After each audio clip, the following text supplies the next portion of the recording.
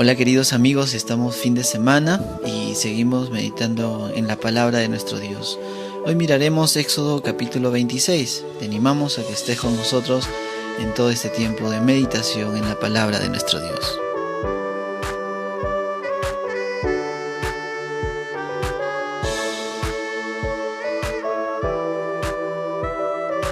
En Éxodo capítulo 26, el énfasis central es en la construcción del tabernáculo o el diseño del tabernáculo. Dios está mostrándole y diciéndole a Moisés cómo iba a construir el tabernáculo donde se iba a manifestar la presencia de Dios. Dios siempre interesado en mostrar su presencia para con su pueblo, Israel. Lo veíamos en los capítulos anteriores, como la intención de Dios de construir y de hacer un arca y de hacer muchas cosas dentro del tabernáculo era para mostrar justamente la intención de Dios de tener una comunión, una relación muy cercana con su pueblo.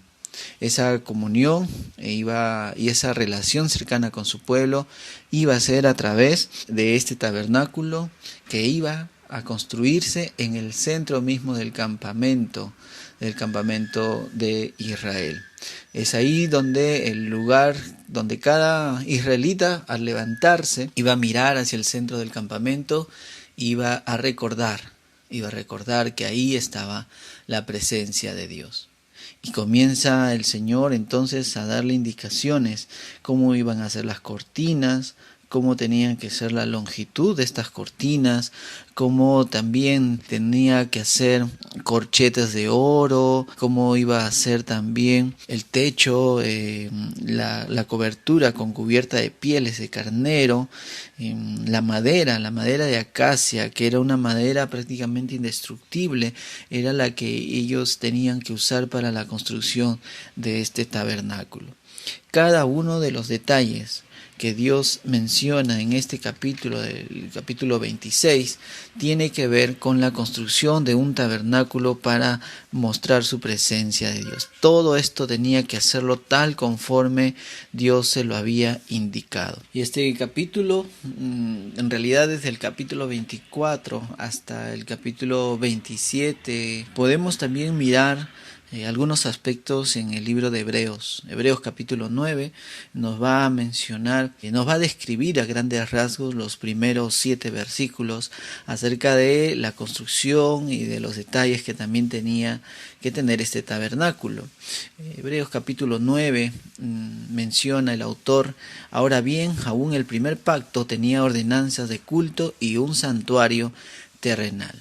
A este santuario terrenal era justamente una referencia a este tabernáculo. Entonces, el tabernáculo que está construyendo Moisés o que recibe las instrucciones, miremos con atención que este capítulo 26 todavía no ha puesto en marcha nada, solamente está recibiendo las indicaciones de parte de Dios en la construcción de este santuario terrenal, como dice Hebreos, que es parte de este primer pacto. Entonces, los primeros versículos sigue diciendo: porque el tabernáculo estaba dispuesto así. En la primera parte, llamado el lugar santo, estaban el candelabro, la mesa y los panes de la proposición. Después, tras el segundo velo, estaba la parte del tabernáculo llamada lugar santísimo. Y sigue los siguientes versículos describiendo este lugar santísimo, describiendo el arca del pacto, y todos estos detalles los hemos mencionado en meditaciones pasadas, muy someramente, muy superficialmente, pero a lo que quisiera que podamos mirar en Hebreos capítulo 9 es que capítulo 9 de Hebreos será como un comentario que explica lo que está pasando en Éxodo capítulo 26.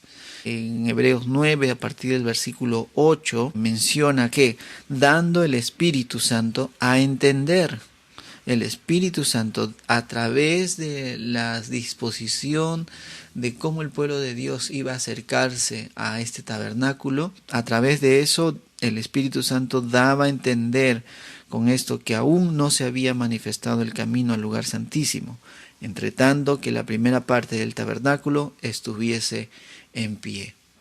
Ahora, ¿Qué nos quiere decir esto? Que el lugar santísimo del tabernáculo era donde habitaba la presencia de Dios. Y solamente ahí podía ir un día al año. El sumo sacerdote podía entrar a este lugar santísimo. Y habiendo hecho toda la parte ceremonial previa para poder llegar a este lugar santísimo. Es más, sus vestiduras tenían unas campanillas, y eso lo vamos a ver en unos capítulos más adelante, que al momento de entrar al lugar santísimo, estas campanillas advertían y mostraban que el sumo sacerdote no había sido consumido por la santidad de Dios, y que Dios había perdonado al pueblo de Israel siempre y cuando el sacerdote salía vivo del lugar santísimo. Esto entonces, dice el Espíritu Santo, da a entender que todavía no se había manifestado el camino al lugar santísimo. Nadie podía entrar al lugar santísimo. Todavía no existía un lugar donde cada miembro del pueblo de Dios podía entrar a la presencia misma de su Dios. Solamente el sumo sacerdote podía entrar ante la presencia de Dios. Y es así como este capítulo 9 sigue mencionando, lo cual es símbolo para el tiempo presente, según el cual se presentan ofrendas y sacrificios que no pueden hacer perfecto en cuanto a la conciencia al que practica este culto, ya que consiste solo de comida y bebida, de diversas abluciones y ordenanzas acerca de la carne impuestas hasta el tiempo de reformar las cosas.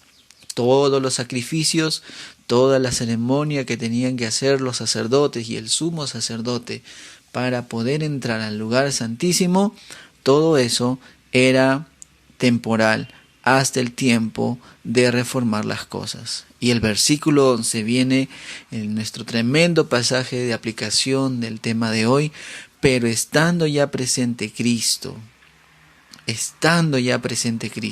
recordemos que al morir Cristo en la cruz, se rasga el velo del lugar santísimo desde arriba hacia abajo.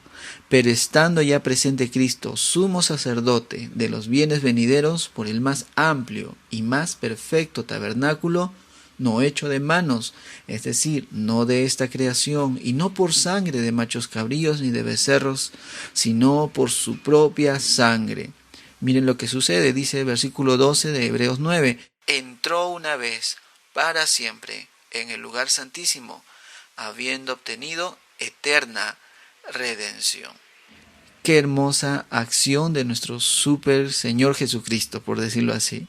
Su sangre derramada en la cruz, su muerte en la cruz, su sacrificio en la cruz, viene a ser el sacrificio necesario que nos abre camino, que nos abre acceso a ese lugar santísimo a través de Cristo Jesús. Cristo Jesús muestra y construye el camino para todo hijo de Él a la misma presencia de Dios. Cristo, nuestro más grande y perfecto sumo sacerdote. A Él sea la gloria hoy y siempre. Señor amado, en estos tiempos difíciles, donde el corazón se desalienta, donde la necesidad material agobia, cuán importante es volcar la mirada a ti, Jesucristo.